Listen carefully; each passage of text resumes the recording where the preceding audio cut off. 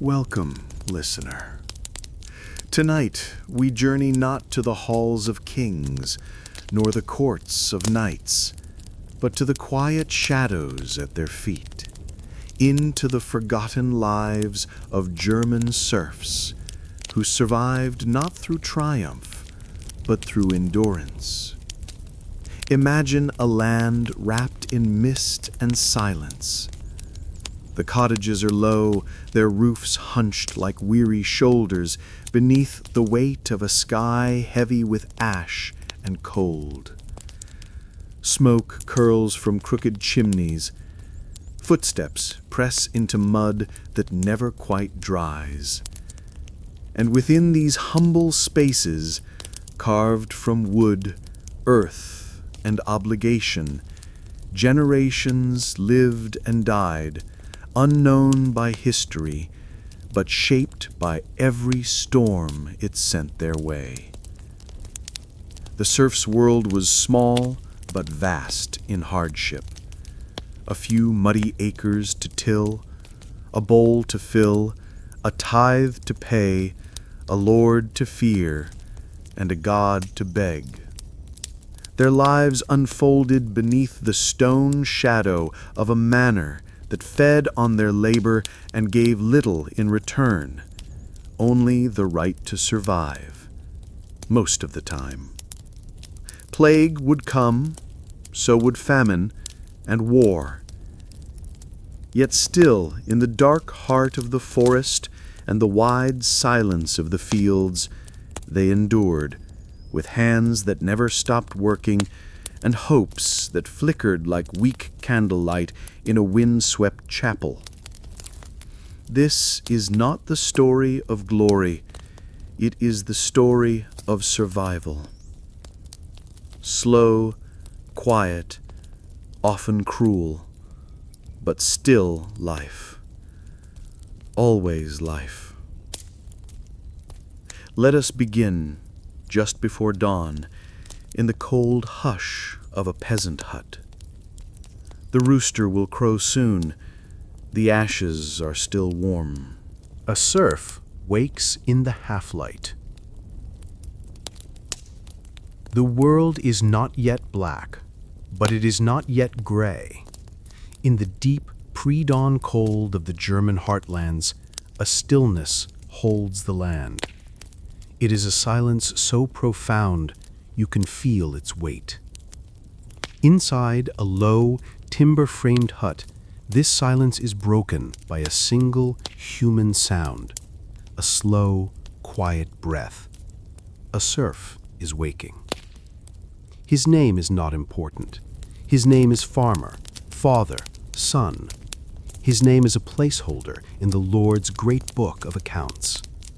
He wakes not because of a bell, but because of a deep internal clock, a rhythm set by 1,000 years of ancestors who also rose in this same half-light.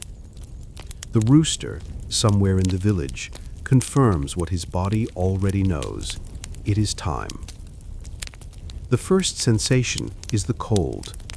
It is not the brisk, clean cold of an open window, but a deep, damp cold that seems to rise from the earth floor itself. It seeps through the thin, worn wool of his blanket, through the straw of his pallet, and into his bones. This cold is not an enemy to be vanquished. It is the natural state of the world, a constant companion for more than half the year. He lies on a simple sack of rough, woven burlap, stuffed with straw that is no longer fresh. It rustles with every small movement, a dry, whispering sound. The straw is a bed for him, his wife, and his children, and it is also a bed for the fleas that share their warmth. The faint, familiar itch on his skin is one of the first sensations of the day, as unremarkable as the cold. He opens his eyes, but there is little to see. The single room of the cottage is a universe of shadows. The low roof, thatched with reeds and turf, is a dark weight just above his head.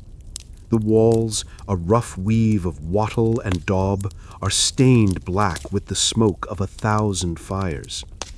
There are no windows of glass, only small, shuttered openings, now tightly closed against the night's spirits and the night's chill.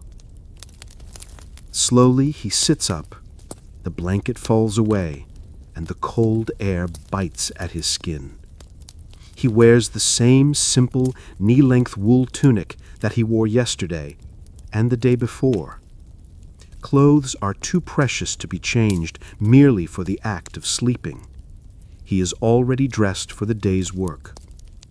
His wife is stirring beside him, a quiet shape in the gloom. His children are small, warm mounds, still lost in the shallow sleep of the poor. He swings his legs off the pallet, and his bare feet meet the hard, cold, compacted earth of the floor. His first movement is not toward water or food. It is toward the heart of the hut, the central hearth. It is a shallow pit in the center of the floor, lined with a few stones. It is not a fireplace with a chimney.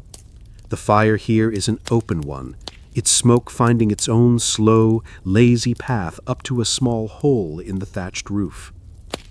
The fire from last night has died down to a bed of pale gray ash, with a few stubborn, glowing embers at its core.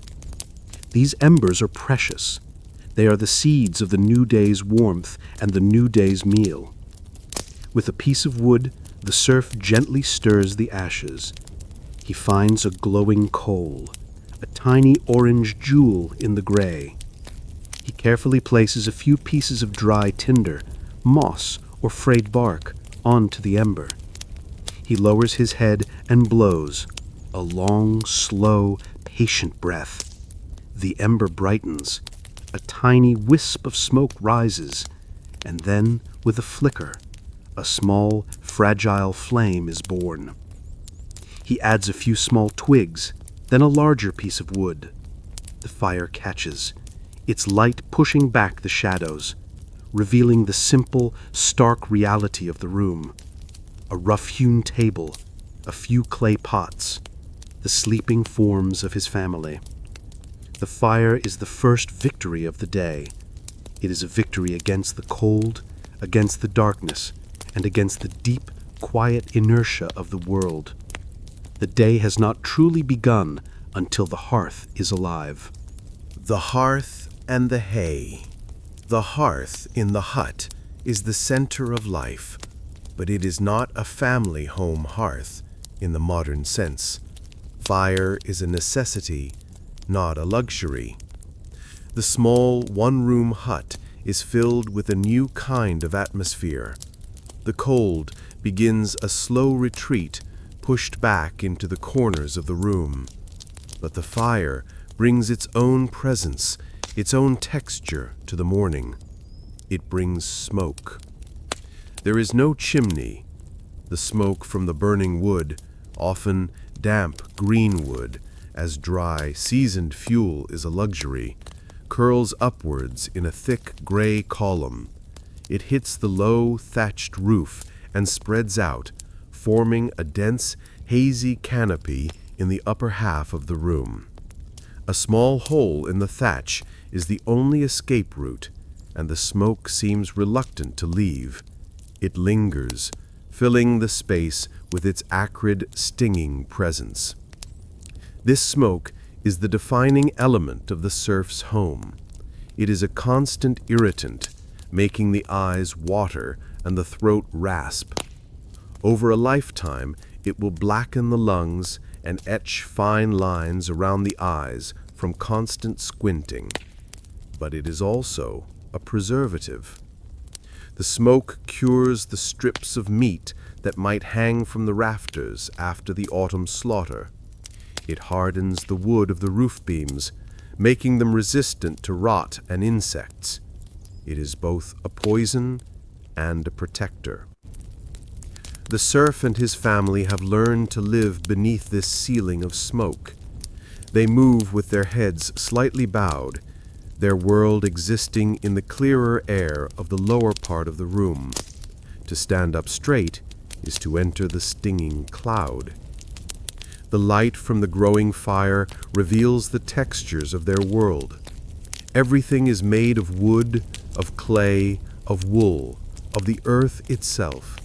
The family's clothes are of coarse, undyed wool, a fabric known as wadmal. It is greasy with the natural lanolin of the sheep, which makes it water-resistant, but also gives it a distinct animal smell. The color is the color of the sheep themselves, gray, brown, off-white. This tunic is a second skin, worn until it literally falls apart. The floor, a mixture of dirt, ash, and spilled food, is covered in a layer of straw.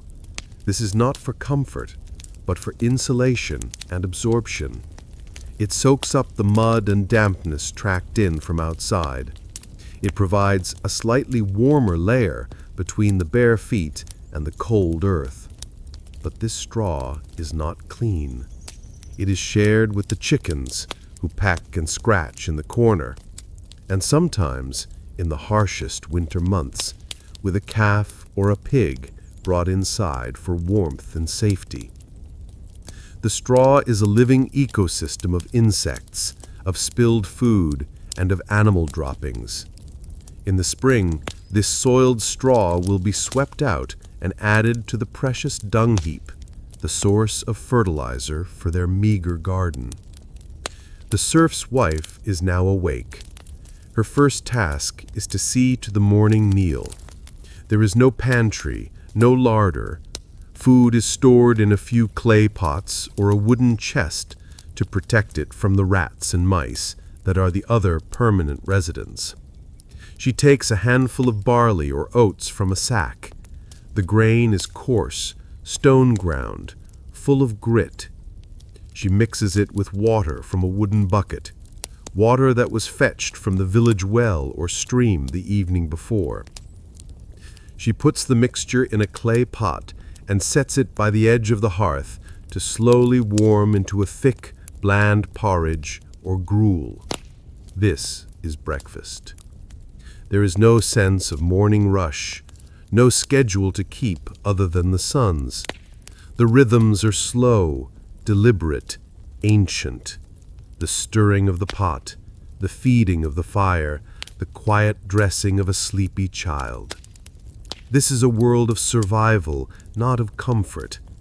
Every object in the hut is there for a reason. Every action has a purpose. The fire provides warmth. The wool provides shelter from the cold. The straw provides a barrier from the mud. The smoke preserves. This small, dark, smoky space is not just a house. It is a tool for living, an arc against the vast, indifferent world outside its thin, daubed walls. It is a world made of hearth and hay, a world that smells of smoke and earth and the slow, steady rhythm of survival. Fields before words. The gruel has been eaten, a silent, hasty meal. There's no lingering at the table, no conversation about the day ahead. The day is already known. The day is the land. For the serf, life is not a series of choices. It is a series of tasks dictated by the soil, the season, and the sun. And the work begins now, in the cold, wet reality of the fields. The serf steps out of his hut into the pre-dawn gloom. The air is sharp and clean after the smoke of the cottage, but it is a biting, damp cold. The village is a cluster of dark, silent shapes. A dog barks, its call echoing in the mist that hangs low over the valley. The ground is not grass, but mud, a thick, clinging, inescapable mud that pulls at his thin leather shoes with every step. He does not walk to his own private farm. The land around the village is divided in a way that is strange to the modern mind. There are 3 great fields, vast, open expanses, unfenced and undivided. Within these fields, the land is partitioned into long, narrow strips. Some of these strips, the best ones, belong to the lord of the manor. This is the domain. The other strips are assigned to the serf families. A single family does not have a neat, consolidated plot. Their strips are scattered throughout the 3 fields, a legacy of a system designed to ensure that everyone received a share of both the good and the poor land. This morning, the serf is heading not to his own strips, but to the lord's. This is the core of his obligation, his corvée labor. For 2 or 3 days out of every week, his time, his sweat, and his strength belong not to his own family, but to the manor. The work he does on the Lord's land is the rent he pays for his own existence. He carries his tools. They are not his own, but belong to the manor. The most important is the heavy plow. It is a colossal thing of wood, perhaps with an iron tip, a share that can break the heavy soil. It is pulled not by a horse, horses are too valuable, reserved for war and transport, but by a team of slow, plodding oxen. The work is brutal. The earth in the early spring is still half frozen, resistant. The plow is heavy. The serf must lean all his weight against it, his muscles straining, to guide the share and keep the furrow straight. The oxen pull, their breath steaming in the cold air. It is a slow, agonizing process, moving at the pace of an ox's walk, back and forth across the vast, empty field, turning the dark, cold earth. The only sound is the creak of the wooden plow, the soft thud of the ox's hoofs, the serf's own strained breathing, and the cry of a crow circling overhead. There are no words. The work is too hard, too monotonous for conversation. It is a silent, physical struggle between man, beast, and the stubborn, unyielding land. The land gives nothing freely. Every clod of earth must be fought for. A hidden rock can break the wooden plowshare, a disaster that means a long trek back to the village blacksmith. A sudden rain can turn the field into a swamp, making the work impossible. The serf's body is a tool, just like the plow. His hands, calloused and cracked, are accustomed to the feel of the rough wood. His back, bent and aching, knows the rhythm of the work.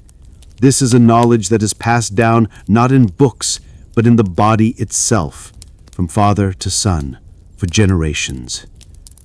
He feels the cold seep into his bones. His thin shoes are soaked with mud. Hunger gnaws at his belly, but he does not stop. He cannot stop. The sun is now a pale disk in the sky, offering little warmth. The day's work has just begun. There are hours of this to come, hours of the same repetitive, exhausting motion. This is his life, not a life of thought or prayer or hope, but a life of the body, of the muscle, of the raw, physical reality of the field. The manor's shadow.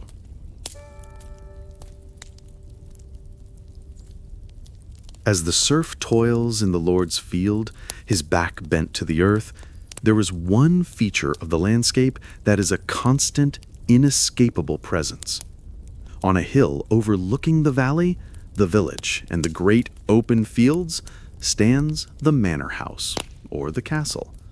It is not just a building, it is a symbol, a weight, a shadow that falls across every aspect of his life. In the early morning light, its stone walls seem to glow. It is a structure of a different order from the mud and timber huts of the village below. It speaks of permanence, of power, of a world of safety and separation. Its walls are thick, built to withstand a siege.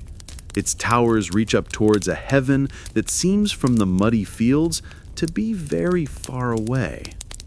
The serf does not need to look at the castle to know it is there. He feels its presence. He knows that from its high windows, the Lord's reeve, his manager, might be watching, ensuring the serfs are not slacking in their work. The castle is a silent, ever-present overseer. This castle is the center of the serf's world, yet it is a world he will likely never enter, except perhaps as a supplicant or a prisoner in its dungeons. It is a place of myth and rumor. The villagers whisper stories of the great hall inside, of the roaring fires, of the tables groaning with roasted meats and fine wines. They talk of the ladies in their silk gowns, of the knights with their shining armor. It is a world as distant and as magical as the stories of saints and dragons the priest tells on Sundays. But the castle's influence is not distant. It is immediate and tangible. The land the serf works is not his own. It belongs to the lord of the castle. The hut he lives in, the tools he uses, the very air he breathes, all of it is conditional, granted to him by the lord in exchange for his labor and his loyalty. The castle is the center of law and of justice. The lord's court is the only court the serf will ever know. It is here that disputes between villagers are settled. It is here that punishments are meted out for crimes like theft or poaching. The justice of the manor is swift, absolute, and designed above all to protect the lord's property and his power. The castle is also the source of obligation. The serf cannot leave the manor without the lord's permission. He cannot marry his daughter to a man from another village without paying a fine. When he dies, the lord is entitled to his best animal as an inheritance tax, the harriet. His life is bound to this land, to this manor, by a web of laws and customs that he did not create and cannot change. In times of danger, from a raiding party or a band of outlaws, the castle is supposed to offer protection. The villagers might be allowed to shelter within its outer walls. This is the other side of the feudal bargain. The lords provide security in exchange for service. But this protection is a double-edged sword. It reinforces the serf's dependence. It reminds him that his safety is not in his own hands, but is a gift granted or withheld by the man in the stone house on the hill. So the castle is a paradox. It is a symbol of stability in a violent and uncertain world, but it is also the physical embodiment of the serf's unfreedom. Its stone walls keep the lord and his family safe from the dangers of the world, but they also serve as the walls of a vast open-air prison for the people who live in its shadow. The serf looks up from the plow, wipes the sweat from his brow, and sees the banner flying from the highest tower. It is a sight that means both order and oppression, both safety and servitude.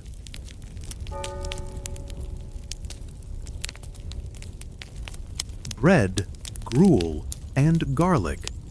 For the medieval serf, food was not a source of pleasure, it was a source of anxiety. The daily gnawing question was not, "What will we eat?" but "Will we eat?" The diet of a German peasant family was simple, monotonous, and perilously close to the edge of subsistence. It was a cuisine of survival, a testament to their ability to extract a meager existence from a harsh and often unforgiving land. Let us return to the serf's hut at midday. The family has gathered for a short break from their labors.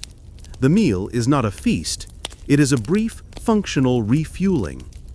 The centerpiece of the diet, the source of the vast majority of their calories, is grain. But it is not the fine, white wheat of the Lord's table. It is the hardier, less desirable, lesser grains, barley, oats, and rye. The most common dish, eaten for breakfast, lunch, and dinner, is a thick, soupy porridge or gruel. The German word for it is Brei. It is made by boiling the cracked grains in water until they form a thick, grayish mush. It is bland, it is heavy, but it is filling. It is the fuel that keeps the human machine of the manor running. To this basic gruel, other ingredients might be added, depending on the season and the family's fortune. In the summer, there might be vegetables from the small garden patch behind the hut, the Würzgärtlein. Cabbage, turnips, onions, and peas are boiled into the porridge, adding some flavor and nutrients. Beans and lentils, which can be dried and stored, are another vital source of protein. The other great staple is bread. Again, this is not the bread we know. It is a dark, heavy, and often sour loaf made from rye or barley flour. The grain is coarsely ground at the Lord's mill, for which the serf must pay a portion of his flour as a fee, and the resulting bread is dense and gritty. It is a bread that requires strong jaws to chew. It is often stale, as baking is an inefficient use of precious firewood and is only done periodically. A slice of this dark bread, dipped into the watery gruel, is the essence of the serf's meal. What of meat? Meat is a rare and precious luxury. The family might keep a pig, which is allowed to forage in the woods. The autumn slaughter of this pig is a major event. Every part of the animal is used. The meat is heavily salted or smoked to preserve it for the long winter months. A small piece of bacon or salted pork might be added to the porridge pot to provide a touch of richness and flavor. But a large piece of roasted meat is something a serf might taste only once a year at the Lord's Christmas feast. They might also keep a few chickens, prized more for their eggs than for their meat. An egg, scrambled into the porridge, is a rich and welcome treat. A cow, if the family is fortunate enough to own one, provides milk, which can be drunk or made into a simple cheese or butter. Flavor is a luxury. Salt is expensive and carefully rationed. The primary seasonings come from the garden. A clove of garlic, a sprig of parsley, or some wild herbs gathered from the edge of the forest can transform a bland bowl of gruel into something almost savory. This is a diet that is perpetually on the brink. A late frost, a summer drought, a blight on the crops. Any of these can mean the difference between subsistence and starvation. The period in the late spring, before the first crops are ready to be harvested, is known as the hungry gap, a time when the winter stores have run out, and the family might be reduced to eating boiled nettles and roots. So when the serf family gathers around their rough-hewn table, their meal is a quiet and sober affair. Every spoonful of gruel, every mouthful of bread, is a small victory against the constant, pressing threat of hunger. It is a meal of yesterday's barley, today's hope, and a deep, unspoken prayer for tomorrow's harvest. When the plague arrived. The life of a serf was a constant struggle against the familiar enemies of cold, hunger, and hard labor. But in the middle of the 14th century, a new and terrible enemy arrived in the German heartlands. It was a foe that was invisible, silent, and utterly merciless. It did not come with the clash of swords or the banners of an invading army. It came on a flea, on the back of a rat, on a ship from the east. It was the Great Pestilence, the Black Death. For the serf in his small, isolated village, the first news of it would have been a rumor, a story carried by a traveling friar or a merchant on his way to a distant fair, a story of a terrible sickness in the port cities of Italy, of whole towns being wiped out. It would have sounded like a story from the Bible, a divine punishment on the sinful cities of the South, something distant and unreal. And then it arrived. It might have started with the rats. The villagers would have noticed more of them, bolder than usual, their black bodies scurrying across the rafters of the hut, dying in the open. But rats were a common part of life, and no one would have understood their significance. Then the first person fell ill. It might have been a man who worked at the river, unloading goods from a barge. He comes home one evening complaining of a headache and a deep, bone-wearying fatigue. By the next day, he is burning with a fever, shivering uncontrollably beneath his thin wool blanket. He is delirious, muttering words that make no sense. His wife, his mother, they do what they can. They place cool, damp cloths on his forehead. They try to coax him to drink a herbal tea.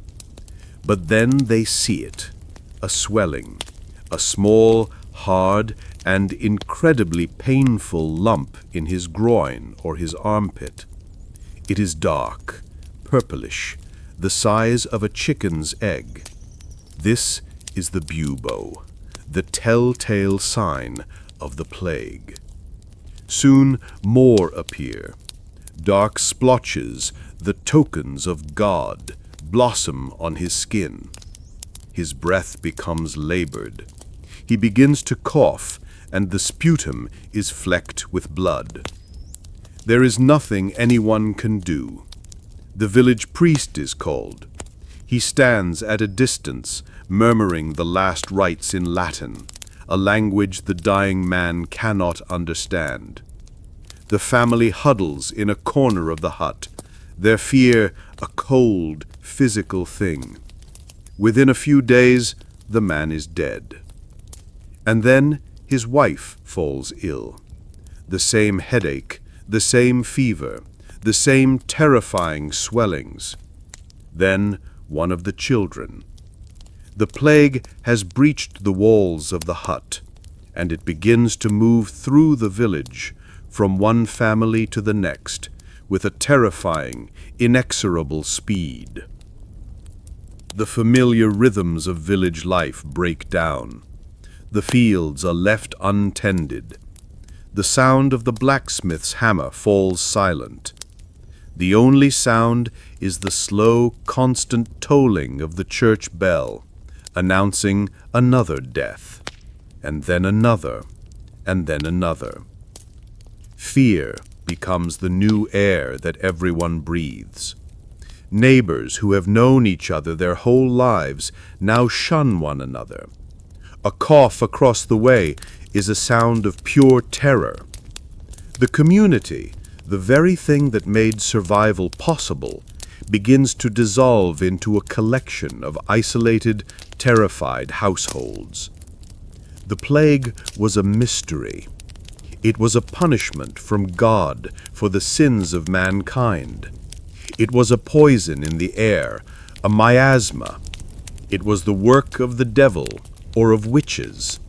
No one understood that it was being passed from person to person, through the very air they breathed, through the touch of a caring hand. The acts of love and comfort, of nursing the sick, of holding a dying loved one, were the very acts that sealed one's own fate. The world, which had been hard but predictable, has become a place of random, incomprehensible horror. The plague has arrived, and for the serf, the world will never be the same again. The village shrinks. Before the plague, the village was a living thing, a tightly woven tapestry of families, of shared labor and of ancient custom. But as the pestilence works its way through the community, that tapestry begins to unravel, thread by thread. The village itself begins to die. The change is at first subtle, and then devastatingly obvious. It is a change marked by absences, by silences. One morning, the serf looks out from his hut and sees that no smoke is rising from the roof of his neighbor's cottage. The family that has lived there for generations, the family whose children played with his own, is gone. The door to their hut hangs slightly ajar, swinging in the wind. No one dares to go inside. The hut becomes a monument to the plague, a silent, shunned place. And then, a few days later, another hut falls silent, and another. The village is shrinking. The familiar web of sounds and smells is thinning out. The laughter of children is gone from the central green. The comfortable murmur of evening gossip by the well has been replaced by a fearful quiet. The fields, which should be full of workers at this time of year, are half empty. The long, neat strips of land that belong to the dead are becoming overgrown with weeds. The Lord's domain lies fallow. There are not enough hands left to plow it, to sow it, to harvest it. The carefully ordered agricultural world, the rhythm that has governed life for centuries, is broken. The animals, too, feel the change. An ox stands untended in a field, lowing pitifully. Chickens, their owners dead, wander through the village, scratching in the dirt. A dog, loyal to its dead master, lies whimpering on the doorstep of a silent hut, refusing to leave. And then there is the problem of the dead. At first, the village tries to maintain the proper rituals. The priest says the mass for the dead. The family washes the body and wraps it in a shroud. A proper grave is dug in the churchyard. But as the death toll mounts, these decencies become impossible luxuries. There are not enough healthy people left to dig the graves. The priest himself may have fallen ill and died. The fear of contagion becomes overwhelming. The rituals are abandoned. The dead are buried in haste, in shallow graves, sometimes several bodies to a single pit, or they are not buried at all, left in their huts for fear of touching them. The sacred order of life and death has collapsed. The world becomes a landscape of ghosts. Every empty hut, every untended field is a reminder of a life that was there just weeks before. The serf walks through his own village as if it were a foreign land. The faces he has known his entire life have vanished. The community that was his only safety net has been torn apart. He and his family, if they had been lucky enough to survive so far, are an island in a sea of death. They lock themselves in their hut, their small world shrinking to the space between their four walls. They listen to the wind and to the silence. The silence is the most terrifying thing of all. It is the silence of empty homes, of abandoned fields, of a future that has been suddenly and brutally erased. The village is no longer a community. It is a graveyard, and the survivors are its unwilling caretakers, waiting and praying that the silence will not come for them next. Priests, bells, and black robes. In the face of a catastrophe as overwhelming as the Black Death, the serf has only one place to turn for answers, for comfort, for hope. This is the church, the village priest, the stone chapel, the familiar rituals of the Mass. These are the pillars of his spiritual world, the only framework he has for understanding a universe that has suddenly become hostile and incomprehensible. In the first days of the plague, the church is a place of refuge. The villagers flock to it, their fear driving them to their knees. They pray with a fervor they have never known before. They light candles before the statue of the Virgin Mary or their local patron saint. They confess their sins to the priest, hoping that by purifying their souls, they can save their bodies. The priest, the pfarrer, is the most important man in the village. He is the link to God, the shepherd of his flock. He too is terrified. He has no more answers than his parishioners. He can only offer the rituals, the ancient words of comfort and condemnation that have been passed down for centuries. He leads processions through the village, the cross held high, the villagers following behind, chanting prayers, begging God to lift this terrible punishment. The sound of the church bell, which once marked the gentle rhythm of the day, the call to prayer, the Angelus, now becomes a constant, dreadful funeral knell. Its slow, monotonous tolling is the soundtrack of the plague, each ring a punctuation mark in the story of the village's dissolution. But as the death toll rises, and the prayers seem to go unanswered, a new and terrible feeling begins to creep into the hearts of the people, a crisis of faith. God, who was supposed to be a loving, if stern father, seems to have abandoned them. The saints, who were supposed to be their intercessors, are silent. The rituals, which were supposed to be powerful and effective, are proving to be useless. The priests themselves are decimated by the plague. They are on the front lines, called to the homes of the sick to administer the last rites. Their duty puts them in direct contact with the dying, and they fall victim to the pestilence at an even higher rate than the general population. The serf sees his priest, the man who was his spiritual guide, sicken and die like any other man, and he is left alone, spiritually orphaned. In some places, the church doors are closed. The remaining priests, in their own fear, refuse to enter the homes of the sick. The dead go to their graves without the last blessing of the church. This is a terrifying prospect for the medieval mind. To die without the last rites is to risk eternal damnation. In the face of this divine silence, some turn to more extreme forms of piety. The flagellant movement sweeps through the German lands. Groups of men, stripped to the waist, march from town to town, whipping themselves with leather scourges tipped with iron, their bodies a bloody spectacle of penance. They believe that by taking the sins of the world onto their own flesh, they can appease God's wrath. Their strange hypnotic chants and their public displays of self-mortification are a sign of a world that has been driven to the edge of spiritual madness. For the serf in his cottage, faith becomes a fragile, flickering candle in a storm. He clings to the familiar words of the Lord's Prayer. He makes the sign of the cross when he hears the death bell toll. He looks at the soot-darkened crucifix on the wall of his hut and wonders why.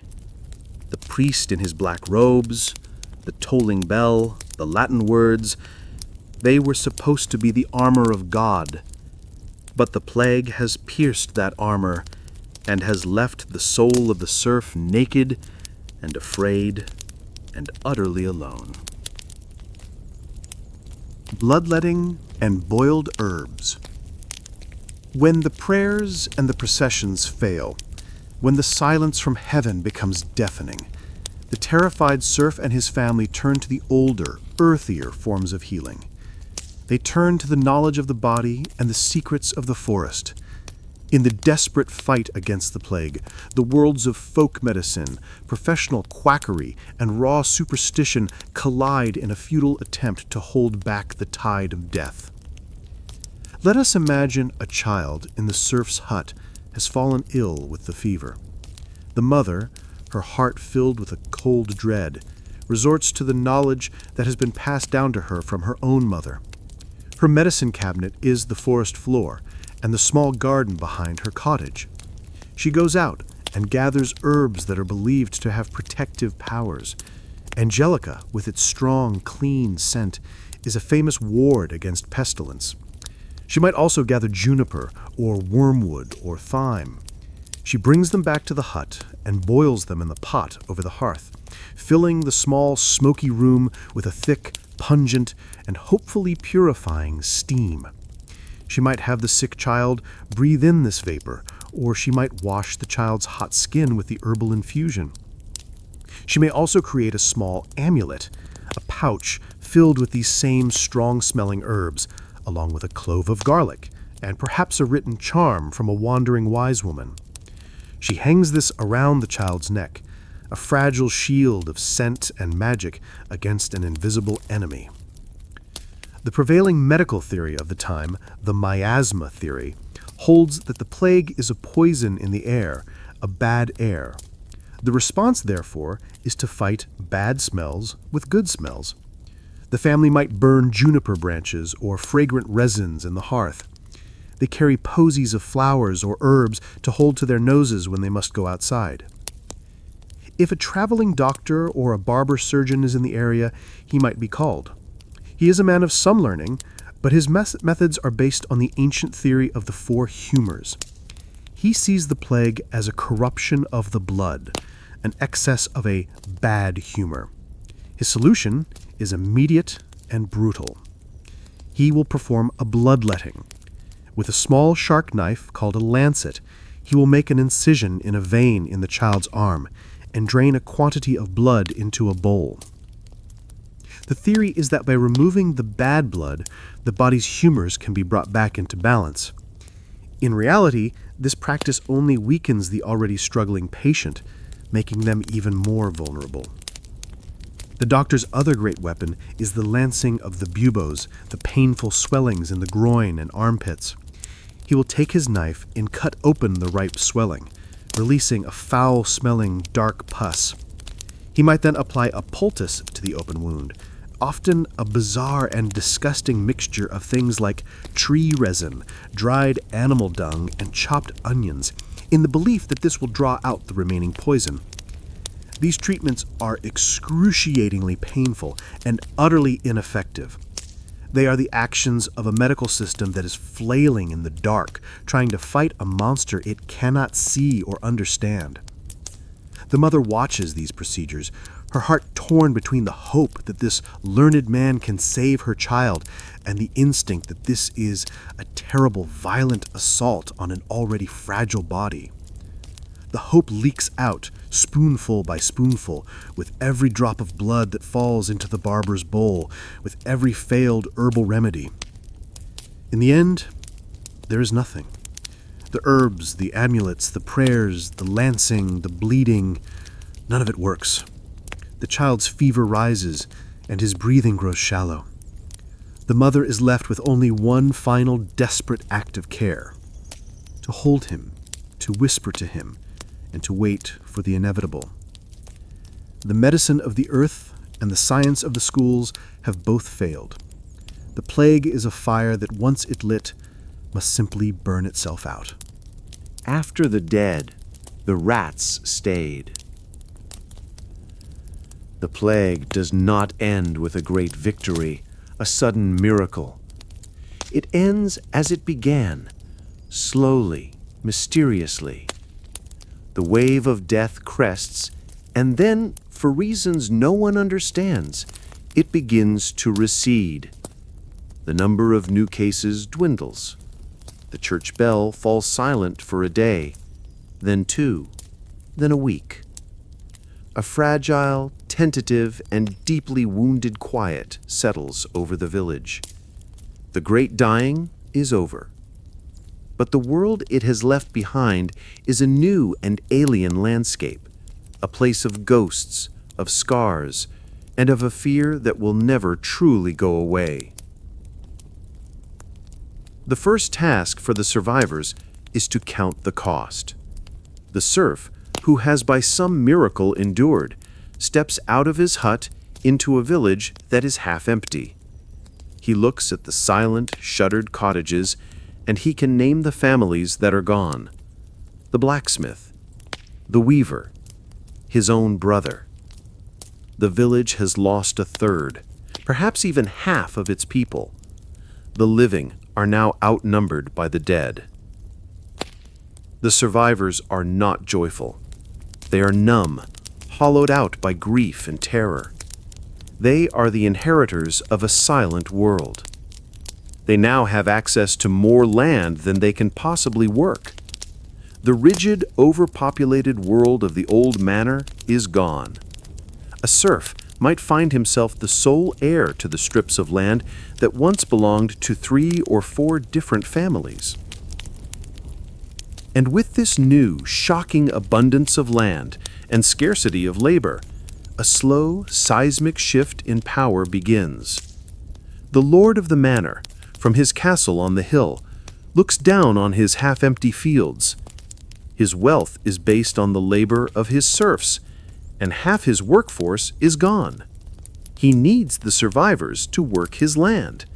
And for the first time in centuries, the serf has something to bargain with: his own 2 hands. In the years that follow the plague, a quiet rebellion begins to ripple through the German lands. Serfs begin to demand better conditions. They demand lower rents. They demand an end to the most onerous of their labor duties. Some, seeing their new value, simply pack up their few belongings and leave the manor, seeking a better life in a town or another village where the Lord is offering more favorable terms. The old bonds of feudalism, which had seemed eternal and unbreakable, are beginning to fray. But the psychological scars of the plague run deep. The world is no longer a stable, predictable place. It is a place of sudden, arbitrary death. The fear of another outbreak is a constant nagging anxiety. Every minor illness, every fever, brings with it a fresh wave of terror. Is it returning? The rats, the silent carriers of the pestilence, are still there, a constant scurrying reminder of the invisible threat. The survivors live with a new and profound sense of their own mortality. Faith, too, is changed. While some cling more fiercely to the church, others are left with a deep and cynical doubt. They have seen prayer fail. They have seen the pious die alongside the sinner. A darker, more fatalistic worldview takes root. The plague has scoured the landscape, both physically and mentally. It has created a world of profound loss, but also of strange, unexpected opportunity. The serf who survived has inherited a world of ghosts, a world haunted by the memory of the dead. But he has also inherited a world where the old rules no longer apply, a world where a new and different future might just be possible. The great dying is over. The long, slow, and difficult work of living again is about to begin. The feudal contract. To understand the life of a serf is to understand a single fundamental reality. He is not free. His existence is governed by a complex and unwritten set of rules, an ancient and powerful system that binds him to the land and to the lord who owns it. This is the world of feudalism, a system that, from the outside, looks like a pyramid of power, but from the inside feels like a cage with invisible bars. The serf is not a slave in the Roman sense. He cannot be bought and sold as an individual piece of property, but he is not a free man either. He is, in the legal language of the time, bound to the soil. This means he is a part of the manor, an asset that is transferred with the land itself. If the lord sells the manor or grants it to another noble, the serf and his family are part of the transaction. They are a fixture like the mill or the forest or the fields themselves. The core of this system is a contract, though it is a contract the serf has never signed and cannot renegotiate. It is a bond of mutual, though deeply unequal, obligation. The lord from his castle offers two things: land and protection. He grants the serf the right to cultivate a small number of strips of land in the great fields and a small patch of ground for a cottage and a garden. This is the serf's holding. In theory, the lord also offers protection. In a violent and chaotic age of petty warfare and banditry, the lord's castle is a refuge, and his knights are a defense against outside threats. In return for this land and this protection, the serf owes the lord everything. His primary obligation is labor. This is the corvée. For a set number of days each week, typically 2 or 3, but more during the busy seasons of planting and harvesting, the serf must leave his own strips of land and work on the lord's domain. This work is unpaid. It is the rent for his holding paid in sweat and muscle. He plows the Lord's fields, he sows the Lord's seed, he reaps the Lord's harvest, all before he can attend to his own. His obligations do not end there. He is subject to a whole series of other duties and payments. He must use the Lord's mill to grind his grain and pay for it with a portion of his flour. He must use the Lord's oven to bake his bread and pay with a loaf. He must use the Lord's winepress and pay with a jug of his wine. These monopolies ensure a constant, steady stream of the serf's produce flows into the Lord's storehouses. The serf's personal life is also subject to the Lord's control. He cannot leave the manor without permission. To run away is a crime, and if caught, he will be branded and returned. He cannot marry or have his children marry someone from outside the manor with the Lord's consent and the payment of a fine, the merchet. This is to ensure that the Lord does not lose a valuable source of labor. When a serf dies, the Lord claims his best animal as an inheritance tax, the heriot. This can be a devastating blow to a family, often forcing the widow and children into even deeper poverty. This system is justified by a worldview that sees society as a divinely ordained hierarchy. The king is chosen by God. The Lord holds his land from the king, and the serf works the land for the Lord. It is a great chain of being where everyone has their place, and to question that place is to question God's plan. The priest preaches this from the pulpit on Sunday, to each his station. For the serf, this contract is his entire reality. It is the air he breathes, the water he drinks. He does not think of himself as oppressed in a modern political sense. He thinks of himself as a man with duties, with obligations. His life is a constant, grinding effort to meet those obligations, to pay the rent on his own life, and to hopefully have just enough left over to keep his family from starving. It is a contract that gives him the right to survive, but rarely the right to thrive. A serf's tools and tasks. The life of a serf is a life of the hands. It is a life measured not in hours, but in tasks. His world is not one of abstract ideas, but of tangible physical things, the weight of an axe, the feel of wet clay, the heft of a sack of grain. The tools he uses are simple, ancient, and often extensions of his own body, the inheritance of 1,000 years of labor. Let us look into the small, dark shed that leans against the side of the serf's hut. This is his armory in his daily battle with the land.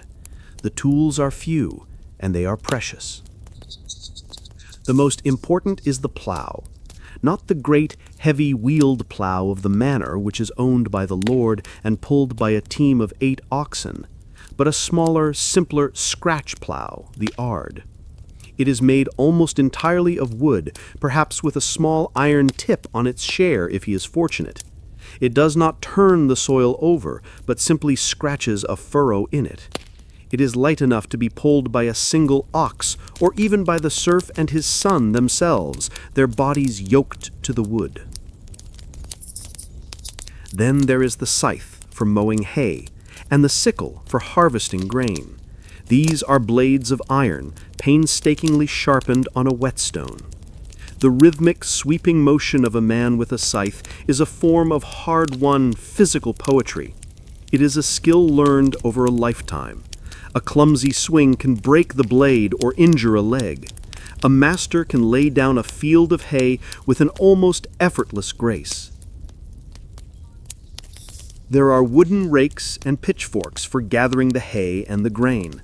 There is a flail, a simple tool of 2 sticks joined by a leather thong, used for the back-breaking work of threshing, beating the harvested grain to separate the kernels from the chaff. There is the axe for felling trees and chopping firewood, a task that is a constant year-round necessity. And there are the smaller hand tools, the hoe for weeding the garden, the knife for cutting vegetables, for mending a harness, for 100 small daily tasks. These tools are often passed down from father to son. They are repaired again and again. A broken handle is replaced. A dull blade is resharpened. They are heirlooms, not of wealth, but of labor. The tasks are as cyclical and as predictable as the tools are simple. The year is a great wheel of work, and the serf's family turns with it. In the early spring there is the plowing and the sowing.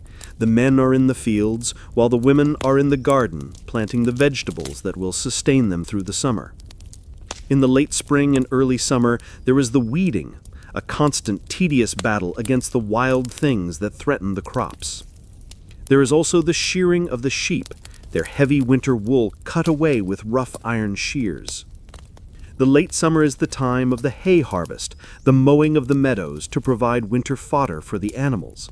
And then comes the great grain harvest, the most intense and critical time of the year. The entire village, men, women, and children, is in the fields from sunrise to sunset, cutting the ripe wheat or rye with their sickles. Autumn brings the plowing and sowing of the winter crops. It is the time of the grape harvest if the manor has a vineyard, and the time of slaughter when the surplus animals are killed and their meat is preserved for the winter. And winter, while the land sleeps under a blanket of frost or snow, is not a time of rest. It is a time for indoor work. The men repair their tools, they chop firewood, they mend their fences. The women spend the long, dark evenings at the spindle and the loom, spinning the wool from their sheep into thread and weaving the thread into the coarse, heavy cloth for their family's clothes. Every member of the family has their role. The smallest child is set to work scaring the birds from the newly sown fields. The old grandmother, her back too bent for the fields, sits by the hearth, mending a torn tunic. Labor is a family heirloom, a shared burden and a shared bond. It is the one great, unchangeable fact of their existence. The village calendar. For the medieval serf, time did not move in the straight, relentless line of a ticking clock. It moved in a great, repeating circle. Their lives were governed by two interconnected calendars, two great wheels that turned in perfect, synchronized harmony. One was the calendar of the land, dictated by the sun and the seasons. The other was the calendar of the soul, dictated by the church and its cycle of fasts and feasts. The year begins in the deep cold and darkness of midwinter. The land is frozen, asleep. This is a time of waiting, of surviving on the stored harvest of the previous year. But even in this dark time, there is a point of light: Christmas. The 12 days of the Christmas feast are a time of rest from labor, a time for the Lord to show his generosity with a feast for his tenants. It is a brief, welcome respite. As the days begin to lengthen, the agricultural year begins again. In February, the Lenten fast begins. For 40 days, the Church forbids the eating of meat and dairy. This period of spiritual purification conveniently coincides with the time of year when the winter stores of preserved meat and cheese are at their lowest. The fast is a way of making a virtue out of a necessity. Spring arrives. With Easter comes the great feast of the resurrection, a celebration of new life that mirrors the new life emerging from the soil. The work of plowing and sowing consumes the days. The early summer is marked by the feast of Whitsun, or Pentecost, a celebration of the coming of the Holy Spirit. The hay harvest begins, and the days are at their longest, filled with light and labor. Midsummer's Eve, a night of ancient, pre-Christian folk traditions, is marked with bonfires, a magical ritual to ensure a good harvest and to ward off evil spirits. The late summer brings Lammas Day on the 1st of August, which marks the beginning of the grain harvest. The name comes from the Old English for loaf mass, as it was traditional to bake a loaf from the first cut grain and have it blessed in the church. This is the most crucial and anxious time of the year. The entire village's survival depends on a successful harvest. The autumn is a time of preparation for the coming cold. The slaughter of surplus animals takes place around Martinmas in November. It is a time of butchering and preserving, of smoking and salting. And then the great wheel turns again, back toward the darkness and the quiet of winter, back towards Christmas.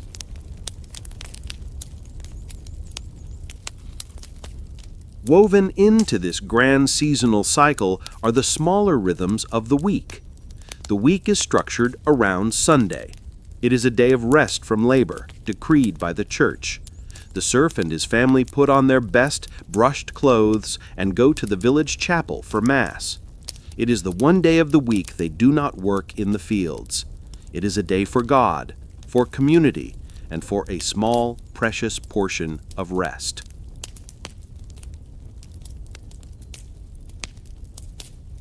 This calendar, a fusion of agricultural necessity and religious observance, is the framework of the serf's life.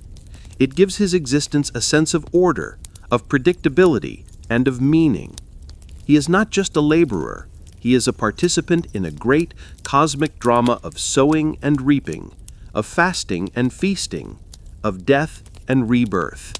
His life is hard, but it is not random. It is guided by the slow, eternal turning of the seasons and the sacred story of the church. Tithes, taxes, and the tallyman.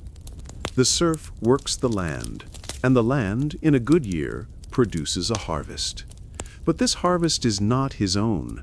Before he can feed his family, he must first feed the vast and hungry pyramid of power that rests upon his shoulders. His life is a constant, grinding process of subtraction, of seeing the fruits of his labor divided and taken away. The first and most sacred of these subtractions is the tithe. This is the 10% of his produce that is owed to the church. It is not a voluntary donation. It is a religious tax enforced by the priest and the Lord. The word itself means a 10th part. So, for every 10 sheaves of wheat he harvests from his own strips, 1 must be set aside for the priest's barn. For every 10 chickens in his flock, 1 belongs to the church. This tithe is a heavy burden, but it is one the serf pays with a sense of divine obligation. The priest teaches that the tithe is a payment to God, a way of ensuring his continued blessing upon the land. To withhold the tithe is not just a crime, it is a sin that could endanger one's immortal soul. After the church has taken its share, the Lord of the manor comes for his.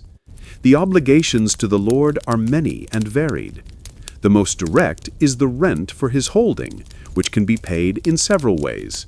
He pays with his labor, the corvée work on the Lord's fields. He might also pay with a portion of his own harvest, a practice known as sharecropping. A set amount of his best grain, his best ale, his best chickens must be delivered to the manor house. Then there are the fees for using the Lord's monopolies. When he takes his grain to the mill, the miller, who works for the Lord, takes a portion of the flour as payment. This payment, the multure, is often a source of deep resentment, as millers are famously suspected of taking more than their fair share, their thumbs secretly pressing on the scales. And then there are the fines and fees of the manorial court. If his pig wanders into the Lord's garden, he pays a fine. If he wishes his son to learn a trade in a town, he must pay a fine to the Lord for the loss of a laborer. Every aspect of his life is monetized, a source of potential income for the manor. Finally, there is the king, or the emperor. He is a distant, almost mythical figure, but his demands also reach down to the village. When the king needs to raise an army or fight a war, he imposes a tax on his nobles. The nobles, in turn, pass that tax down to their tenants. A tax collector, a tallyman, will arrive in the village. He is an unwelcome and feared figure. He assesses the wealth of the village and demands a payment, usually in coin. For the serf, who lives in a world of barter and produce, coin is a rare commodity. He may have to sell his only pig, or a precious amount of his stored grain to raise the money to pay the king's tax. So the serf stands in his field at the end of the harvest, looking at the sheaves of wheat that represent a year of his family's sweat and toil. He mentally divides it, a tenth for the priest, a large portion for the Lord as rent. He must set aside the seed for next year's planting, and only then, this small, precarious remainder is his to feed his family through the long winter. His life is a constant battle against these relentless subtractions. He is the broad, strong base of a pyramid, and the weight of the church, the manor, and the kingdom all rests upon his bent back. The Lord's Feast and the Serf's Bowl. On a cold winter's night, two vastly different worlds exist within the small universe of the manor. They are separated by only a few hundred yards of physical space, but by a chasm of social and economic reality. In the great hall of the castle, there is a feast. In the small hut of the village, there is a meal. The contrast between the two is the story of the feudal world in a single evening. Let us first step into the great hall of the manor house. The room is a cavern of light and warmth. A huge fire roars in a central hearth or a great stone fireplace, its flames leaping high, casting dancing shadows on the tapestries that hang on the walls. The air is thick with the smells of roasting meat, of mulled wine, of beeswax candles, and of expensive spices from the east. The lord of the manor sits at the head of a long, heavy oak table, the high table, on a raised dais. He is surrounded by his family, his knights, and any important guests. Below him, at long trestle tables, sit the lesser members of his household, the squires, the men-at-arms, the household officials. The feast is a spectacle of abundance. Servants move through the hall carrying huge platters. There is a whole roasted pig, its skin crackling and golden, an apple in its mouth. There are roasted swans and peacocks, their feathers reattached after cooking to create a stunning display. There are venison pies, their crusts intricately decorated. The bread is not the dark, coarse rye of the village. It is fine, white wheat bread, the pain de mien. The wine is not the thin, sour stuff the peasants drink. It is a rich, dark vintage from the Lord's own vineyard, or perhaps imported from France. It is drunk from silver goblets. There is entertainment. A minstrel in a corner plays a lute and sings songs of chivalry and romance. A jester tumbles and tells jokes. The hall is filled with the sound of laughter, of loud conversation, of the clatter of knives on wooden trenchers. This is a world of excess, of power made visible. The feast is a demonstration of the Lord's wealth and his generosity. It is a way of cementing the bonds of loyalty with his knights and his retainers. Now let us leave this world of light and noise and walk down the hill to the serf's village. We enter the small, dark hut. Here the only light is from the small, smoky hearth fire. The only warmth is in the small circle of space around it. The family has gathered around their simple table. There is no laughter, no music. The meal is a quiet, sober affair. They are eating what they eat most nights, a bowl of thin barley gruel. Tonight, perhaps, it is a special occasion. The mother has added a small piece of salted bacon to the pot, and its rich, smoky flavor is a rare and cherished luxury. They eat from simple clay or wooden bowls, with carved wooden spoons. Their drink is water or a weak, homemade ale. Their conversation is quiet, and it is about practical things: a sick cow, a mended tunic, the state of the Wilter grain stores. The serf can see the lights of the castle from the small shuttered opening in his hut. He can, perhaps, hear the faint, distant echo of the music and the laughter from the great hall. He knows that his lord is feasting. He knows that the meat on the Lord's table was raised on the land he works, that the grain in the Lord's bread was harvested by his own hands. He does not feel a revolutionary anger. That is a modern emotion. He feels a deep ingrained sense of the order of things. The Lord feasts because he is the Lord. The serf eats gruel because he is the serf. This is the way of the world, ordained by God. But in the quiet of his heart, there is a simple human longing, a deep and enduring hunger for something more than what is in his bowl. Stealing from the forest. The world of the medieval serf is a world of strict boundaries and rigid rules. The fields, the village, the manor, everything has its place, its owner, its purpose.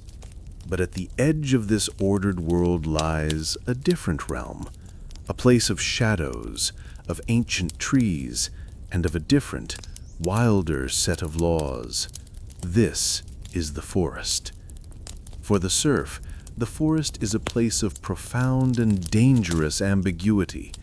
It is both a source of life and a source of severe punishment. The forest, like the fields, belongs to the Lord, and the Lord guards its resources jealously. The most valuable of these resources is the game, the deer, the wild boar, the rabbits. These are the Lord's property, reserved for his sport and for the feast in his great hall. To hunt in the Lord's forest is a serious crime, a form of theft known as poaching. And yet, the temptation is immense. A serf family, facing the grinding hunger of a long winter, knows that a single deer could provide them with meat for weeks. The risk is terrible, but the reward is life itself. So, on a moonless night, a serf might take his bow, a simple homemade longbow of yew, and slip into the darkness of the woods. He moves like a ghost, his senses alive to every sound, every shadow. The forest at night is a terrifying place, full of strange noises and the imagined presence of spirits and demons. But the fear of the Lord's justice is even greater. The Lord employs foresters, gamekeepers to patrol the woods. They are hard, unforgiving men, and they know the forest as well as any poacher. To be caught means to be dragged before the manorial court. The punishment for poaching is brutal. A man could be fined, he could be flogged, he could have a hand cut off, or, for killing a deer, he could even be hanged. The forest punishes. But the forest also provides. While the large game is forbidden, the serf has certain limited rights, known as estivar. He is allowed to gather fallen wood for his hearth. This is a constant and vital task. A family's warmth through the winter depends on the bundles of sticks and branches they can glean from the forest floor. To cut down a living tree, however, is another crime. And there are other, smaller treasures to be found, things too insignificant for the Lord to regulate. In the autumn, the forest floor is rich with nuts, acorns, which can be used to fatten the family pig, and chestnuts and hazelnuts for the family themselves. A child, sent to watch the pigs as they forage, might spend the day filling his pockets with these small, precious nuggets of protein. In the damp, shadowed parts of the woods are mushrooms. The serf's wife knows which ones are safe to eat and which are poisonous. A basket of mushrooms can add a rich, earthy flavor to the week's porridge. There are also wild berries in the summer, and the leaves of certain plants like wild garlic and nettles that can be used to supplement their meager diet. The forest is also the source of the materials for their homes and their tools. The wood for the timber frame of a hut, the reeds for the thatched roof, the supple willow branches for weaving baskets and fences. It all comes from the wild lands at the edge of the fields. So, the serf lives in a state of constant negotiation with the forest. It is a place of duality. It is the Lord's private hunting preserve, a place of harsh laws and brutal punishments. But it is also a commons, a place of hidden bounty, a secret larder that can mean the difference between survival and starvation. It is a place to be feared, but it is also a place to be revered. It is the wild heart that beats just beyond the edge of the ordered, man-made world. Marriage and inheritance. In the hard, unsentimental world of the medieval serf, love and marriage are two very different things. While personal affection might exist, it is a luxury. A marriage is not a union of two hearts. It is a practical and economic alliance, a contract between two families designed to ensure survival, to consolidate meager resources, and to produce the next generation of laborers. Let us imagine the marriage of a serf's son. He has come of age. He needs a wife to help him work his family's holding and to bear him children. A wife is a partner in labor. Her hands are as important as his own. The choice of a bride is not his alone. It is a decision made by the parents, a careful calculation of a family's worth. A good bride is a woman who is strong, healthy, and known for her skill in the essential arts of a serf's wife: spinning, weaving, cooking, and gardening. The bride's family, in turn, is looking for a good match for their daughter. They look for a young man who is a hard worker and whose family has a decent holding of land, even if it is not their own. The negotiations between the two families are a serious business. The central element is the dowry.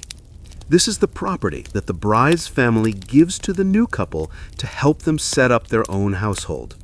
For the serf class, this is not a chest of gold coins. The dowry might consist of a few chickens, a sack of grain, a set of cooking pots, or some newly woven linen sheets. The most valuable dowry of all would be a pig, or even a cow or an ox. This animal represents an enormous investment, a huge portion of the family's wealth. Once the terms are agreed upon, the marriage must be approved by the lord of the manor. If the bride is from another village, the groom's family must pay the lord a fine, the merchet, to compensate him for the loss of a female laborer from his own lands. The church also requires that the banns, the official announcement of the intention to marry, be read in the chapel for 3 consecutive Sundays. This is to ensure that there are no impediments to the union, no prior contracts or forbidden blood relationships. The wedding itself is a simple affair. The couple stands before the village priest at the door of the chapel. They exchange simple vows, not in Latin, but in their own German dialect. There may not even be a ring. The priest gives his blessing, and the union is sealed. After the ceremony, there might be a small celebration. The families share a meal, perhaps with a rare piece of meat and a better quality of ale. There might be music from a village piper and some simple dancing, but the celebration is short. The work of the fields is always waiting. The new couple begins their life together, often in the same hut as the groom's parents. The young wife is now a part of her husband's family, her labor now belonging to them. Her primary duty is to produce children, especially sons. A child is another pair of hands to help with the work, another body to ensure the family's holding can be passed down to the next generation. But childbirth is dangerous, and many women and infants do not survive it. When the old serf dies, the question of inheritance arises. The holding of land is not his to give away. It belongs to the lord. But by custom, The lord will usually allow the holding to pass to one of the sons, as long as the family pays the heriot, the inheritance tax, which is typically the best animal the family owns. This can be a crippling blow, but it is the price of continuity. And so the cycle continues. A marriage is a transaction. A birth is a new laborer. An inheritance is a new debt. It is a system designed not for personal happiness, but for the simple, brutal, and essential task of keeping the family and the manor alive for one more generation. Children who work too soon. In the world of the medieval serf, childhood is not a protected sanctuary of play and learning. It is a brief, hurried apprenticeship for a life of hard labor. A child is not seen as an innocent to be sheltered, but as a future worker, an economic asset to the family whose contribution is needed as soon as they are physically able. The life of a serf child begins with peril. The first few years are a gauntlet of disease and malnutrition. Many do not survive. But those who do are initiated into the world of work at a startlingly young age. There is no clear dividing line between play and chore. The two are seamlessly woven together. A toddler, barely able to walk, is already given small tasks. He might be asked to gather fallen twigs for the hearth fire, his small hands a perfect size for the job. A little girl will watch her mother spin wool, and her first toy might be a small, simple drop spindle with which she learns the ancient, essential craft. By the age of 5 or 6, the child's work becomes more formal. They are now responsible for the care of the family's smaller animals. It is the job of the young children to be the village goose herd or swine herd. They spend their days in the fields or the woods, watching over the flock, making sure the animals do not stray into the Lord's crops. It is a lonely, responsible job.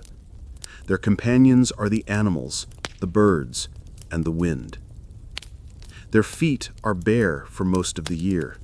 They feel the sharp stones of the path, the cold mud of the field, the first frost of autumn. This is not seen as a hardship. It is simply the way things are. Their bodies become tough, resilient, accustomed to the discomforts of the world. As they grow older, their tasks become more demanding. A boy of 7 or 8 years will be in the fields with his father. His first job is often to be a clod breaker, walking behind the plow and breaking up the large clumps of earth with a wooden mallet. Or he might be the human scarecrow, spending his days in the newly sown fields, shouting and throwing stones to scare away the birds that threaten the precious seed. A girl of the same age is working alongside her mother. She is hauling buckets of water from the well, a weight that strains her small frame. She is in the garden, on her hands and knees, weeding the vegetable patch. She is learning to cook the simple, repetitive meals, to mend the torn clothes, to care for her younger siblings. There is no formal education. Reading and writing are the mysterious skills of the priest and the Lord's reeve. The child's education is entirely practical, an education of the hands, of the body. They learn by watching, by imitating, by doing. They learn the names of the herbs in the forest. They learn how to read the weather in the clouds. They learn the rhythm of the seasons and the demands of the land.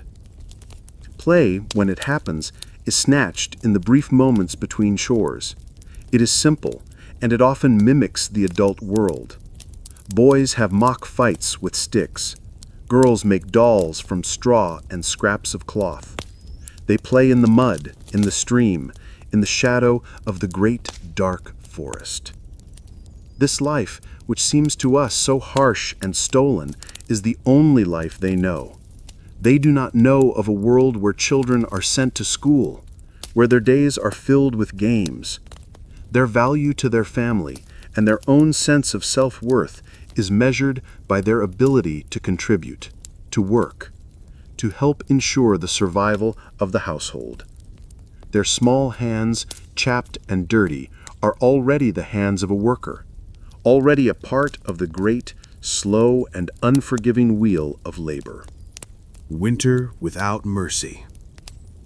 Of all the enemies a serf faces, none is more relentless, more patient, or more feared than winter. In the German heartlands, winter is not just a season, it is a siege.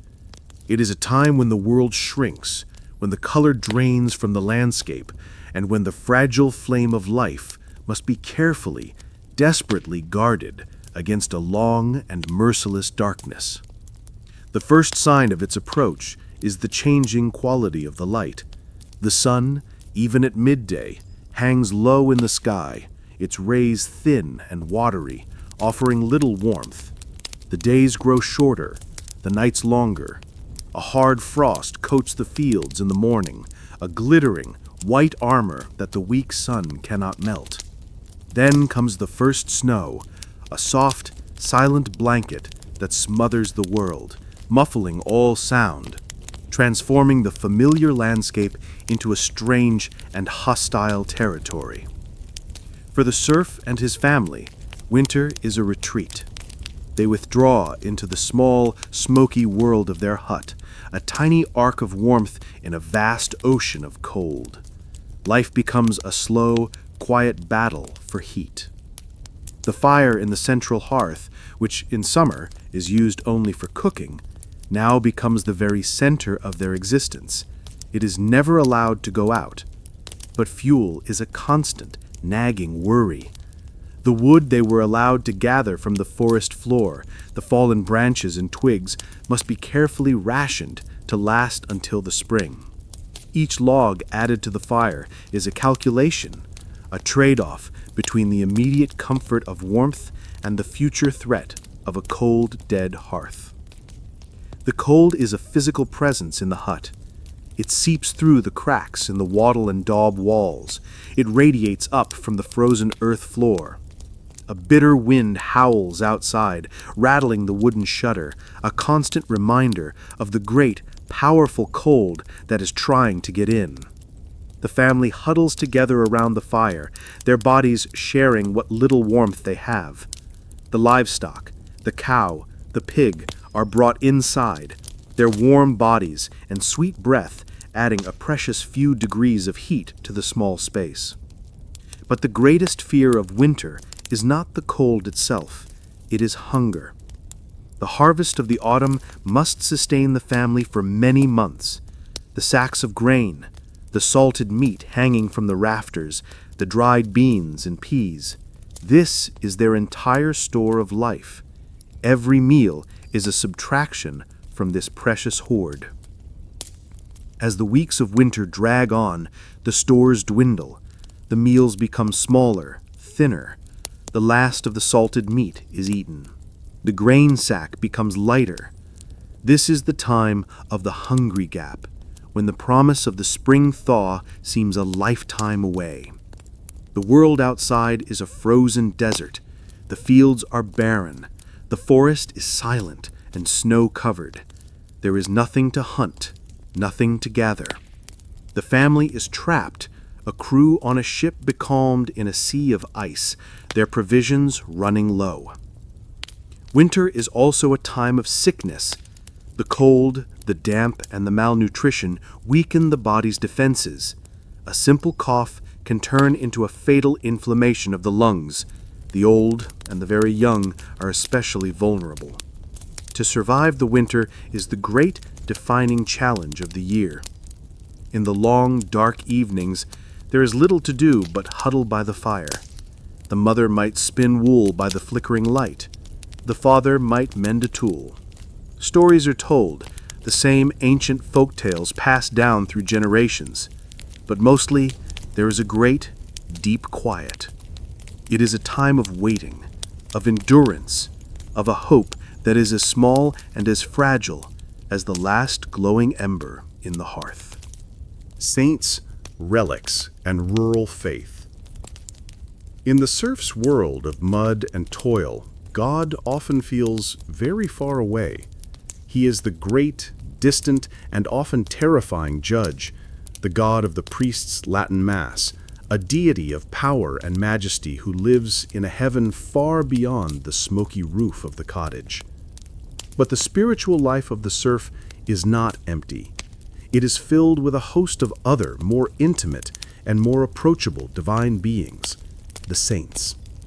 For the serf, the saints are the intermediaries, the advocates, the patrons who can carry a poor man's prayer to the throne of God. They are not distant and abstract.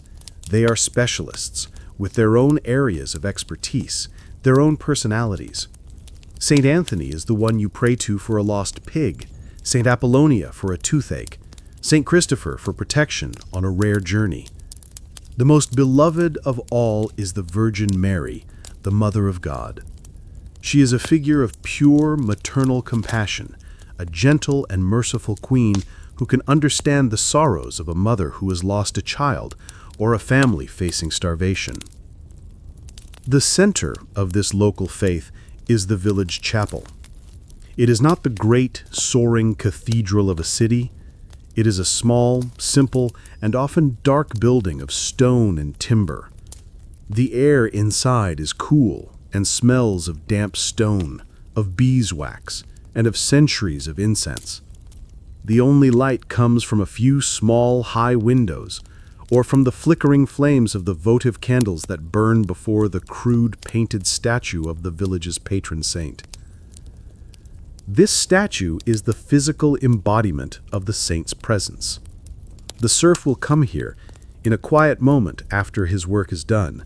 He will kneel on the cold stone floor, not before the great altar of God, but before this small, familiar statue. He does not recite long, formal prayers. His prayer is a simple, direct conversation. He speaks to the saint as he would speak to a powerful but kind neighbor. He tells him of his troubles, a sick child, a failing crop, and he asks for help.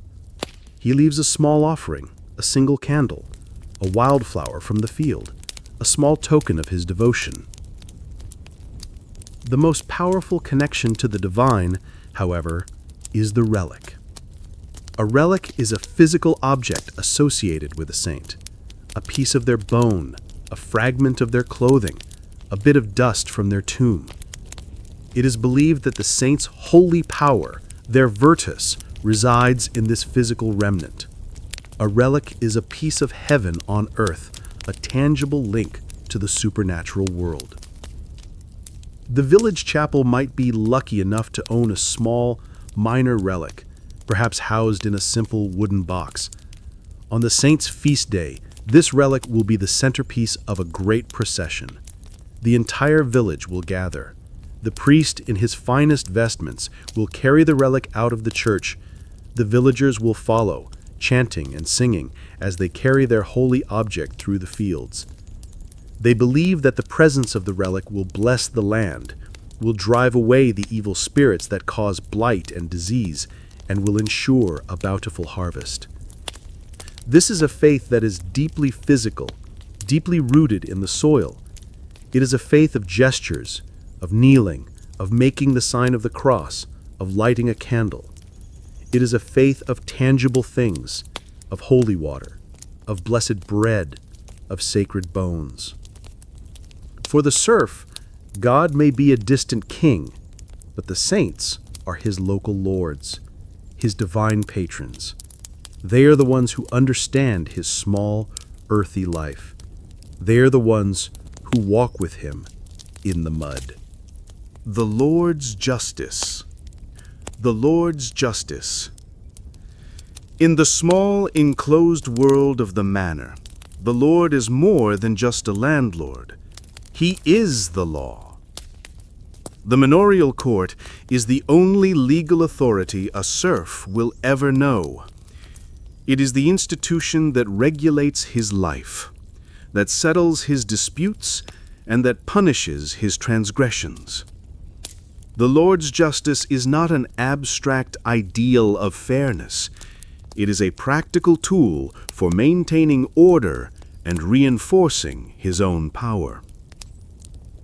The court is held periodically in the great hall of the manor house. It is a public event, and all the tenants of the manor are required to attend. It is a form of political theater, a public reaffirmation of the Lord's authority. The Lord himself, or his appointed steward, the reeve, presides over the court. The proceedings are not conducted by professional lawyers, but by a jury of the serfs' own peers, other senior tenants of the manor. They are men who understand the customs of the manor, the unwritten rules that have governed village life for generations. The cases brought before the court are a reflection of the small, intense world of the village. Two serfs might be in a dispute over the boundary between their strips of land. A man might accuse his neighbor of letting his pig wander into his garden and eat his cabbages. A woman might be accused of gossiping and spreading malicious rumors. These are the small frictions of a life lived in close, unavoidable proximity to others. The court's role is to resolve these disputes before they can escalate into a violent feud, to maintain the peace of the village. But the court also deals with more serious matters, with crimes against the Lord himself. A serf is caught poaching a rabbit in the Lord's forest. Another is accused of shortchanging the Lord on his labor duty, of working his own field when he should have been working the Lord's. A third is accused of moving a boundary stone to secretly enlarge his own holding at the expense of the manor. In these cases, the Lord is both the victim and the judge. The outcome is rarely in doubt. The punishments are designed to be a powerful deterrent. The most common punishment is a fine. The poacher must pay a fine in grain or with one of his precious chickens. The fine is a constant source of income for the Lord. For more serious offenses or for repeat offenders, the punishment is physical and public. A thief might be put in the stocks, his head and hands locked in a wooden frame in the center of the village, a target for the scorn and ridicule of his neighbors for a full day. This public shaming is a powerful tool for enforcing social conformity. A more severe punishment is flogging, a brutal and painful whipping that serves as a visceral reminder of the Lord's power. The serf stands before the court, his head bowed. He does not have a lawyer to speak for him. He must make his own case, his words simple and direct. He knows that the system is not designed to be fair. It is designed to be efficient. It is designed to protect the property and the interests of the one man who holds all the power. The Lord's justice is a constant, looming presence. It is the fear of being caught, the fear of the fine, the fear of the public humiliation. It is another set of invisible walls, another layer of the cage that defines the serf's life. When famine came again. The serf lives his life in a constant, low-grade state of hunger. But there are times when this chronic hunger deepens into something far more terrifying. There are times when the fragile balance of subsistence collapses, and the entire village is plunged into the slow, silent horror of famine. Famine is a quiet catastrophe. It does not arrive with the sudden violence of the plague. It arrives with a whisper, with a change in the weather. It might begin with a spring that is too wet. The rain falls for weeks on end, turning the newly plowed fields into a sea of mud. The seeds rot in the ground before they can sprout. Or it might be a summer drought. The sun beats down from a merciless, cloudless sky. The crops wither in the fields, their stalks yellow and brittle. The river shrinks to a trickle. At first, there is hope. The villagers pray for the rain to stop, or for it to begin. They hold processions, carrying the relics of their patron saint through the dying fields, but the heavens are silent. The harvest, when it comes, is a disaster. The sheaves of grain are thin and light. The yield is a quarter of what is needed. The serf stands in his field and knows, with a cold certainty, that there will not be enough. He still owes the tithe to the church. He still owes the rent to the Lord. These obligations are not lessened by the poor harvest. He pays his dues, and the small pile of grain that is left for his own family is terrifyingly small. The first few months of winter are bearable. The family rations the food with a grim, meticulous care.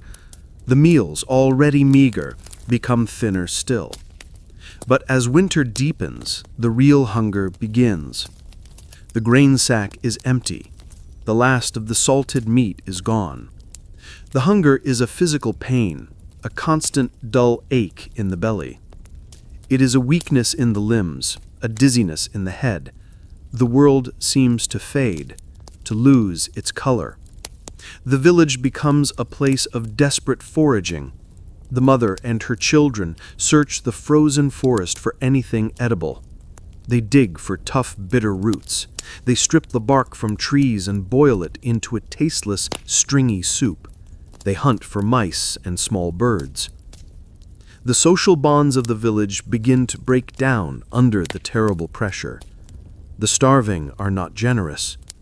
A family that has managed to hide a small store of food guards it jealously. A neighbor's thin cow is looked upon with hungry eyes. There are stories of stolen turnips, of desperate nighttime raids on another family's garden patch. People weaken. Their bodies, starved of nutrients, become vulnerable to disease.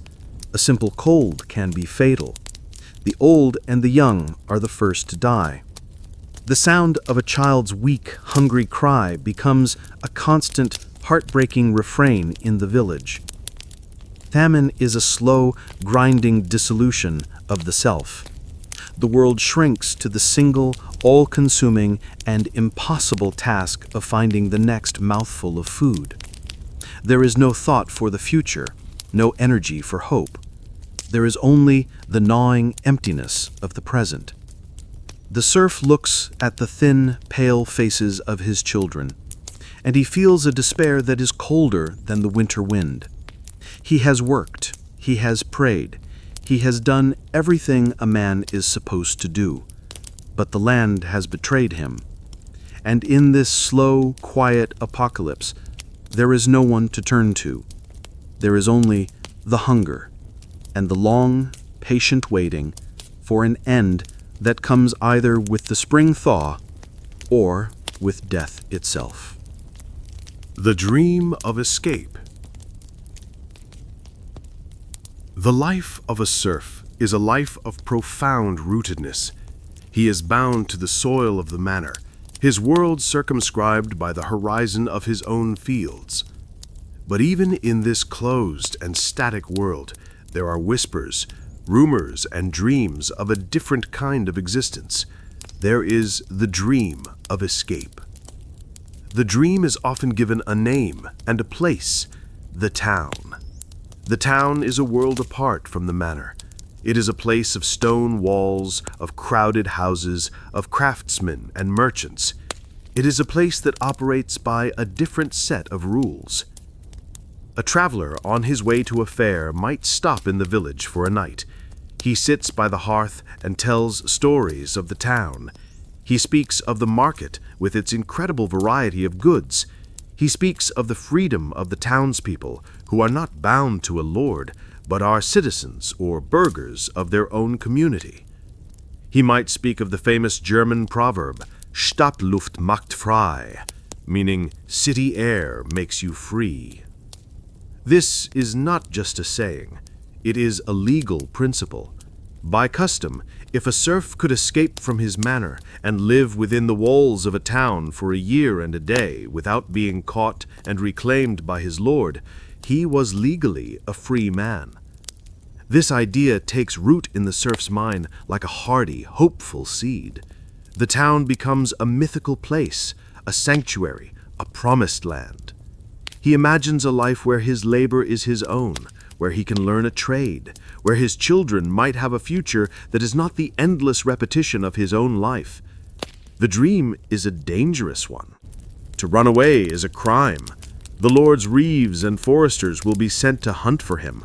The roads are filled with dangers for a lone traveler with no money and no protection. And if he is caught, the punishment will be severe. He will be flogged, branded with the mark of a runaway, and return to his manor in shame, his life even harder than before. And even if he makes it to the town, a new set of struggles begins. He is a stranger, a fugitive. He has no skills other than farming. He must find work as a day laborer, hauling goods at the docks, or cleaning stables for a pitiful wage. He must live in the poorest, most crowded slum. The freedom of the city is often the freedom to starve. And yet, some try. A young man with no inheritance to look forward to, a man with a desperate spirit, might decide that the risk is worth it. He will wait for a dark, moonless night. He will pack a small bundle with a piece of bread and a knife. He will say a silent goodbye to the only world he has ever known, and he will slip away into the darkness, his heart pounding with a mixture of terror and a wild, fragile hope. For most serfs, however, the dream of escape remains just that, a dream.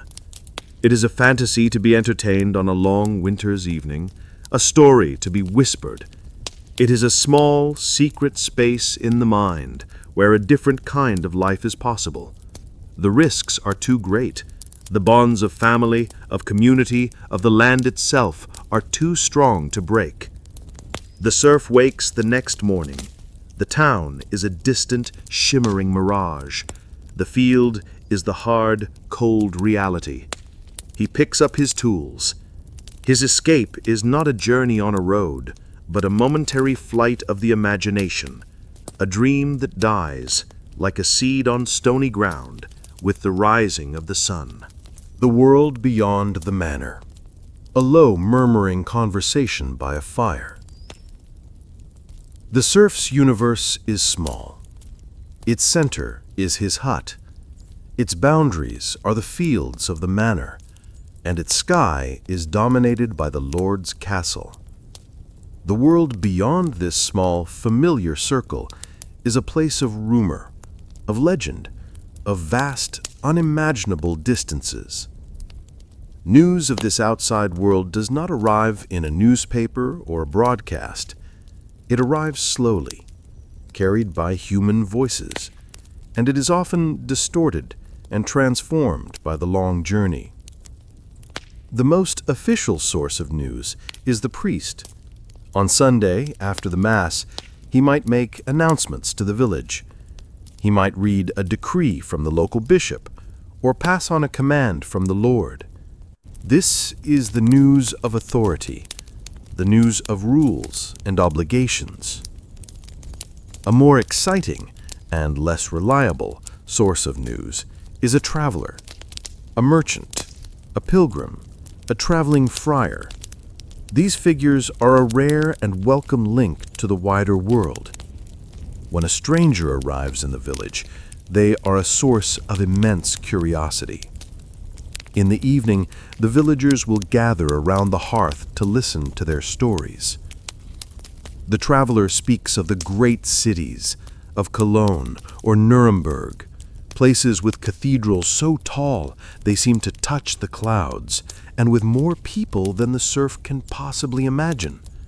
He speaks of the intrigues of the great lords and the emperor of the Holy Roman Empire, a figure so powerful and so distant he is almost a god. He might tell of wars in Italy or of the threat of the Turks in the east. This news is like a fairy tale. The names are strange, the places are unreal. For the serf, a war in a distant land has less immediate reality than a sick cow or a coming hailstorm. He listens, his mind trying to grasp the scale of this vast, complex world.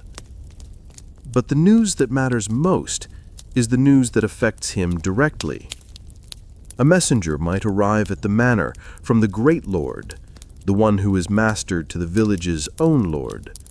He brings a command. The lord is summoned to war, and he must bring a certain number of his men-at-arms with him. This news sends a ripple of anxiety through the village. It means the lord's knights will be gone. It might mean a special tax is levied to pay for the campaign. Or the news might be about the price of wool at the nearest market town. This is news that the serf can understand. It will affect the small amount of coin he might be able to earn from selling the fleece of his family's sheep. The world beyond the manor is a place of constant, confusing motion. Kings die, popes are elected, battles are won and lost. But for the serf, this grand drama of history is a distant, muffled sound. It is the backdrop to his own, much smaller and much more immediate drama. The emperor died? That is a story for the evening. But this morning, the cow still needs to be milked. A city burned? That is a terrible thing to imagine. But the fence on his own vegetable patch has a hole in it that needs to be mended. His life is governed by the immediate, the tangible, the necessary. The great world turns, and sometimes its turning sends a small tremor that is felt even in his quiet valley. But for the most part, his world turns on a different axis, an axis of sun and season, of planting and harvesting, of the simple, relentless, and all-consuming task of survival. A new generation at the plow. The seasons have turned again and again. The winter has passed, the plague has receded, the famine has been endured. The old serf, the man we have followed on this long journey, is now stooped and gray, his body a testament to a lifetime of labor. But his life is not an ending. It is a link in a chain, a single turn in a great repeating cycle. We stand now at the edge of a field in the early spring. The sun is gentle. The air is full of the smell of damp, newly turned earth. A young man is guiding a wooden plow, his shoulders strained against the weight, his eyes focused on the long, straight furrow he is cutting in the soil. This is the old serf's son. He has grown strong. He learned the art of the plow not from a book, but from his father's hands, from years of watching and then of doing. He knows the weight of the wood, the feel of the earth, the language of the oxen. The knowledge is in his muscles, in his bones. He is his father, reborn. The world he has inherited is the same world his father knew. The castle still stands on the hill, its shadow still long in the afternoon. The church bell still rings out the hours. The obligations to the Lord and the priest are still the same. The threat of hunger, of sickness, of a hard winter is still a constant presence. The great events of the outside world have washed over this small valley, leaving their marks, but not changing the fundamental shape of the land or the life upon it. The great plague is now a story the old people tell, a time of ghosts and fear. The memory is there, but the fields must still be plowed. And yet something, almost imperceptibly, has changed. The world is a little emptier than it was in his grandfather's time. There is a little more land, a few less hands to work it. The Lord in his castle needs this young man's labor more than ever. And in that need, there is a tiny, almost invisible seed of power. A new kind of conversation is beginning, a slow, quiet negotiation that will, over many generations, begin to change the very nature of this world. But the young man at the plow does not think of this. His thoughts are on the task at hand, on keeping the furrow straight, on the feel of the sun on his back, on the hope for a good harvest, on the young wife who is waiting for him back in the hut, perhaps with a child of their own on the way. His life is a testament to a kind of survival that is not about heroism or victory, but about simple, stubborn endurance. It is the survival of the seed that lies dormant through the frozen winter and pushes its way through the hard soil in the spring. It is a quiet, powerful, and deeply human resilience. The sun rises, and so does the serf. The fields are plowed again. The story does not end. It begins, again and again, with every new generation that takes up the ancient, heavy burden of the plow.